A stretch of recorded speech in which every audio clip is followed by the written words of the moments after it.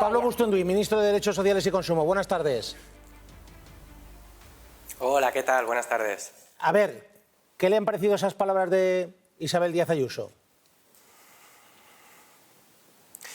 Bueno, mire, yo lo que pensaba, me acordaba de la máxima que según Immanuel Kant debía regir la ética de la humanidad en su conjunto, que es no considerar nunca a un ser humano como un medio para nada, sino como un fin en sí mismo. Y eso en realidad es un precepto muy parecido a lo que siempre ha planteado el cristianismo, de tratar a otra persona como quieres que te traten a ti. No es que no haya que ser racista porque los inmigrantes ocupan determinados empleos o pagan X impuestos o porque, como dice la realidad, contribuyen mucho más al Estado de lo que reciben bajo forma de prestaciones. No es por eso, no es por utilitarismo, es por derechos humanos. Es por derechos humanos.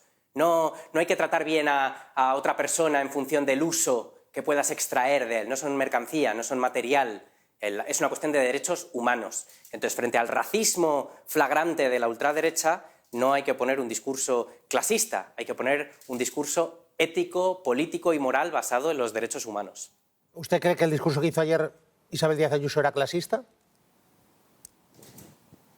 Sí, hombre, evidentemente, claro que lo era, pero además con la presidenta de la Comunidad de Madrid... Ministro, perdóneme un momentito, pero es exactamente, ministro, es exactamente, ministro, es exactamente el mismo discurso que hace unas semanas utilizaba Óscar Puente. ¿También ese discurso de Óscar Puente era clasista? Mire, a mí me da igual quien lo pronuncie. Creo que hay una ofensiva evidente de la ultraderecha para intentar criminalizar a la migración de todo, para convertirla en el chivo expiatorio de todo lo que sucede, y que la manera de contrarrestar esa ofensiva no debe ser con argumentos utilitaristas. No debe ser un argumento que diga es que nos conviene, sino debe ser un principio básico, que es no se puede ser racista y demócrata a la vez. No puede ser. Si eres un racista, no eres un demócrata, y por tanto la democracia tiene que extirpar estos discursos de su seno, porque atentan contra la base moral misma de nuestra sociedad, que es reconocer la igualdad de derechos de todos los seres humanos, por el hecho de serlo. Y a partir de ahí, pues mire, qué curioso, ¿no?, que además quienes criminalizan a los migrantes nunca dicen nada de los fondos buitre extranjeros que vienen aquí a comprar edificios enteros para echar a la gente de sus casas. Nunca dicen nada de los ultrarricos que no pagan impuestos. Es una cuestión de clase, por eso digo que es un discurso clasista, ¿no? Porque lo que les molesta además no son los migrantes en sí, son los pobres. Son los pobres. Y por tanto creo que hay que responder sin ambajes, diciendo que en una democracia las libertades y los derechos no pueden depender del criterio que establezca una persona de decir quién es merecedor, ¿no?, de empatía y de compasión. Quien yo determine, quien tenga un color de piel, un credo, una determinada profesión. No, el criterio no es lo que diga esta gente, el criterio son los derechos humanos. Ministro, no sé, imagino que está satisfecho, se ha aprobado la nueva ley de atención al cliente y hay novedades muy, muy importantes. Algunas de esas novedades van a intentar paliar algunas de las pesadillas que vivimos cada día todos en este país. Voy a recordar llamadas spam. Verónica Sanz, ¿cómo quedan? ¿Se acaban las llamadas spam o deberían acabar? ¿Puedo evitar que me llamen? Puedes evitar que te llamen o puedes efectivamente saber cuándo se trata de una llamada spam, porque los departamentos comerciales van a tener que aplicar un prefijo que no puede ser el mismo que el número de atención al cliente. Y las empresas que no lo hagan, que no diferencien esas llamadas comerciales de las de atención al cliente, tienen multa. ¿Y con tiempo límite? Porque, claro, cuando llevas 25, 30, 45 minutos y no tienes respuesta y hablas con algo que no parece un ser humano. Lo de llamar y que te tengan durante una hora esperando, que lo hemos sufrido todos, debería acabarse con la aplicación de esta ley, porque establece un máximo de 3 minutos para que nos atiendan. Y si no es así, también multa. Y lo de los humanos, Antonio, ¿cuántas veces hemos llamado y nos atiende un bot, una máquina? Pues esto se acaba. Si lo solicitas, tiene que atenderte, y sin coste extra, un humano. Ministro Bustunduy, ¿de verdad van a conseguir ustedes con esta ley que nos salvemos del acoso telefónico diario, constante? Claro, para eso sirve y para muchas cosas más, Para muchas cosas más. Establecemos un plazo máximo de 15 días para que se resuelva una reclamación. Acabamos con los cargos de gestión, los gastos de gestión ocultos, cuando vas a comprar un billete o una entrada y en cada pantalla se hace más caro. Eso va a pasar a ser ilegal. Regulamos las reseñas falsas, también la renovación automática de suscripciones, cuando te suscribes a algo y te lo renuevan automáticamente sin avisarte. Muchísimas cosas que cada una puede parecer pequeñita, pero que lo que van a hacer es dar más poder a los consumidores frente a las empresas. vamos a hacer que la democracia llegue un poquito más a las relaciones económicas y a las relaciones comerciales. Es una ley de interés general que va a hacer nuestra vida pues, un poquito mejor en el día a día. Ministro, imagino que uno siendo ministro tampoco se libra del acoso telefónico, ¿no? En absoluto. Yo recibo estas llamadas también y soy consciente del suplicio que es, porque además es una invasión de la privacidad, de tu tiempo, del derecho, ¿no?, a descansar, a desconectar o a hacer lo que te dé la gana. Y todo el mundo se ha preguntado, ¿pero cómo tienen mi teléfono? ¿Pero por qué me llaman si yo no quiero esto? Bueno, pues se va a acabar. Otra cosa más, vamos a declarar nulos en esta ley todos los contratos que deriven de una llamada no consentida, de tal manera que eliminamos también el incentivo para que te llamen, ¿no? Y aparte las operadoras tendrán que bloquear todas las llamadas comerciales que no sean consentidas previamente. Ministro, y en algún momento, porque claro, si usted también ha recibido esas llamadas, uno puede tener la tentación de decirle, oiga, soy el ministro de Derechos Sociales y Consumo y se van a enterar ustedes con la nueva ley. ¿No ha tenido esa tentación de soltárselo? No, intento no perder los mínimos de comportamiento y la cosa esa de usted no sabe con quién está hablando, no la he hecho nunca y no la voy a hacer nunca, pero sí intento apuntar por qué lo hacen, quién es, etcétera, para recabar la información para luego poder pues, hacer lo que hay que hacer desde la política y desde el gobierno, ¿no?, que es legislar para, bueno, pues mejorar la vida de la gente. Ya digo, pueden parecer cosas pequeñas, pero no lo son tanto, porque nos hemos acostumbrado a esta idea de que las grandes empresas y las grandes multinacionales son impunes, pueden hacer lo que quieran y establecer las normas del mercado. Bueno, pues no, el Ministerio de Consumo va a defender los derechos de los consumidores desde las cosas pequeñas hasta las cosas grandes. Hay que hacerse valer, hay que hacer valer esos derechos y el tiempo de los abusos y de la impunidad de las grandes corporaciones se va a acabar. Ministro, yo no voy a decir la compañía, pero claro, es que el fin de semana pasado, cuando llevaba 45 minutos sin respuesta, uno casi se vuelve loco. Es más, uno tiene la sensación de esto de que vamos a evitar, vamos a obligar a que la empresa tenga un humano para atenderte. Esto es importante, ¿eh? Claro, y además es importante también pues, en función de variables como la edad, como si se tiene una discapacidad, por ejemplo, o como personas que no hablen bien español y que a lo mejor no entienden a un robot, a una máquina o a un mecanismo de inteligencia artificial. Y la pregunta es ¿por qué? ¿Por qué pasa esto? Cuando quieres comprar algo o cuando quieres suscribirte a algo, todo son facilidades, pero cuando tienes que reclamar o pedir ayuda para algo, todo cuesta, es una carrera de obstáculos. ¿Por qué? ¿Por qué? Bueno, pues porque las grandes empresas no han tenido el incentivo, digamos, de dar un servicio de atención a la clientela a la altura de lo que merecemos. Bueno, pues con esta ley eso va a cambiar. Es un cambio de paradigma en las políticas de consumo y es hacer valer los derechos de los consumidores, que somos todos, ¿eh? Somos todos y todas. Esto no es una ley de mi ministerio, del gobierno, o de izquierdas, o lo que sea, es de interés general. Es de sentido común y de interés general. Y creo que la votación ayer en el Congreso, y fíjate, en un momento muy complejo de la legislatura y con un Congreso pues muy complejo también, pues oye, recabó un gran consenso, salvo la ultraderecha, que ni está ni se le espera, porque son muy patriotas, pero todo lo que tiene que ver con mejorar la vida de la gente, eso están siempre en contra, el salario mínimo, la reforma laboral, las pensiones, las personas con discapacidad, da igual, han votado en contra de todo, ¿eh? Mucho España, pero los españoles les dan exactamente igual. Salvo ellos, que ni está ni se les espera, nadie se opuso a esta ley, lo que creo que es algo a poner en valor, ¿eh? Es algo a poner en valor.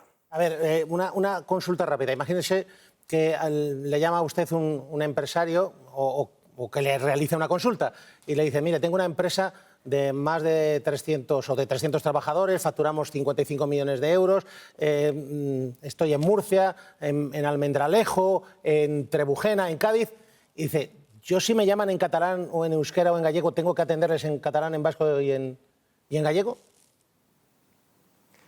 Hombre, pero es que no le van a llamar a Murcia o a Almendralejo. Yo le diría a ese señor empresario que si su empresa, y estamos hablando de empresas con más de 250 empleados y más de 50 millones de euros de cifras de negocio, no es una ferretería ni un pequeño comercio. Si usted vende bienes y servicios en Cataluña, en Euskadi, en la Comunidad Valenciana, en Baleares, en Galicia, y tiene clientes que hablan esas lenguas, pues usted le brinda, que son lenguas cooficiales reconocidas por la Constitución y por los estatutos de autonomía, pues usted, gran empresa con una gran cifra de negocio, le brinda el servicio de atención a la clientela en esa lengua cooficial, que es algo que ya hacen muchas de estas empresas, ya lo hacen, pero es algo con total normalidad en un país en el que 13 millones de personas, 13 millones de compatriotas utilizan las lenguas cooficiales cada día en su vida profesional, laboral, familiar, social y económica también. Entonces le diría a ese señor empresario que va a ser bueno para su empresa, va a dar un mejor servicio a sus clientes y, por tanto, también sus cifras de negocio van a mejorar. O sea, es una ley que es buena para los consumidores, pero va a ser buena también para las empresas. A ver, quiero preguntarle al ministro de Derechos Sociales y Consumo. Ayer, en el Congreso de los Diputados, por mayoría absoluta, creo que fueron 190 o más de 190 diputados, se aprueba que los usuarios de Renfe de alta velocidad sean indemnizados si el tren llega con retraso. Óscar Puente ha dicho que van a buscar algún tipo de argumentación jurídica para no pagarlo porque dice que se siente discriminado respecto a los operadores privados. ¿Cuál es, respecto a la indemnización, sí o no, que aprobó el Congreso de Diputados, la posición del ministro de Consumo? A mí me parece bien que Renfe ofrezca a sus consumidores, ¿no?, a sus usuarios, el mejor trato posible, pero creo que lo que dijo el ministro tiene toda la lógica del mundo. Y es que, fíjese, yo en esto, porque estaba en el Congreso cuando se aprobó la liberalización, ¿no? España, este país, ha invertido más de 70.000 millones de euros de dinero público para construir una de las mejores redes de alta velocidad del mundo, que es un orgullo. Y cuando lo hicimos y la construimos, entonces la abrimos a empresas privadas, que no pusieron un duro y que vienen aquí, cuando está todo construido, a llevarse el beneficio. Y ahora le fijamos a Renfe unas condiciones que no ofrecen los operadores privados. Entonces, a mí me parece muy bien que se recuperen esas indemnizaciones, pero que lo pongan los operadores privados también, ¿no? Porque es que entonces, ¿qué pasa? Está lo público para desarrollar, construir, ocuparse de la inversión, de la infraestructura, de la seguridad, y estos vienen solo a llevarse el beneficio. No puede ser. Creo que las normas deberían ser iguales para todos y creo que el ministro Puente tiene toda la razón en el planteamiento que está haciendo. Es decir, lo que aprobó ayer el Congreso de los Diputados no vale para nada y lo aprobó por mayoría absoluta del Parlamento.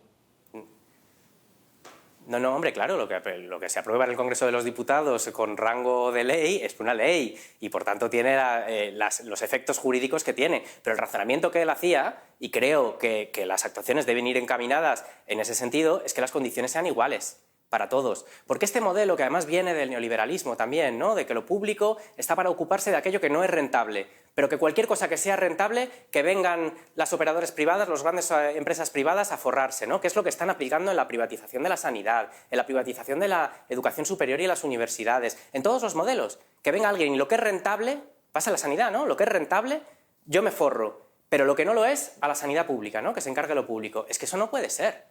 Hay que cuidar lo público y lo público tiene que funcionar bien, tiene que ser ejemplar. Si estoy de acuerdo respecto a su análisis sobre lo público, y ojalá fuera el mejor servicio, yo creo que antes era el mejor servicio que ahora por parte de Renfe, pero mi pregunta es, ¿tiene que cumplir el Ministerio y Renfe lo aprobado ayer en el Congreso, sí o no? ¿O puede intentar buscar un atajo? Hombre, las leyes se cumplen, todas. El principio de legalidad impera y lo que dice una ley es lo que hay que aplicar, evidentemente. Ahora, en el cómo aplicarlo, yo creo que hay que garantizar que las normas sean iguales para todos, por lo menos. Que por lo menos sean iguales para todos, para acabar con esta asimetría que ya digo. Además, en este país lo hemos pagado mucho eso, ¿no?, que tengamos un sector privado y de grandes empresas que es parasitario de lo público. Que es parasitario siempre, que depende siempre de que haya una red de seguridad, y lo vimos con los bancos, lo hemos visto en un montón de sectores. Entonces creo que el ministro tiene toda la razón en decir, oiga, tiene que haber igualdad de oportunidades. Y respecto a que antes funcionaba mejor, oiga, mire, es que se están comparando un momento en los años 90 en los que había 6 trenes diarios entre Madrid y Sevilla con una de las redes ferroviarias de alta velocidad más desarrolladas del mundo. Del mundo. Es que yo he vivido en varios países, he tenido la suerte, fíjese, en Estados Unidos, en Italia, en Argentina, donde arrasaron con la red ferroviaria. Y la red ferroviaria de alta velocidad en España es la envidia del mundo. Entonces, ¿que funciona lo mejor posible? Por supuesto. Pero también esta cosa, ¿no?, de atacar a lo público y exonerar a lo privado, que claro, ellos están para hacer negocio. Bueno, pues... Pero ministro, ¿quién liberalizó la alta velocidad aquí, en España? Yo, desde luego, no, y mi grupo político tampoco. Pero el gobierno sí, ¿no? Es una cosa que me duele especialmente. Pero el gobierno sí.